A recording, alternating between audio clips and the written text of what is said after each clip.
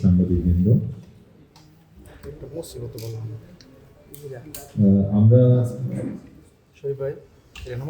ইতিমধ্যে গাজীপুর 2 এবং গাজীপুর 4 আসনের কিছু কেন্দ্রের ফলাফল পেয়েছি, প্রাথমিক বেসরকারিদের ফলাফল।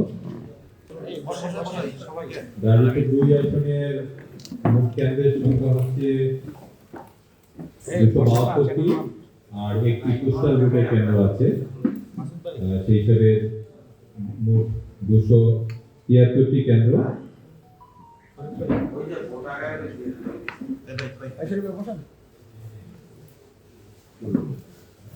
তার মধ্যে আমরা 16টি কেন্দ্রের বেসরকারি ফলাফল পেয়েছি। সেই 16টি কেন্দ্রের বেসরকারি ফলাফল আমি ঘোষণা করছি।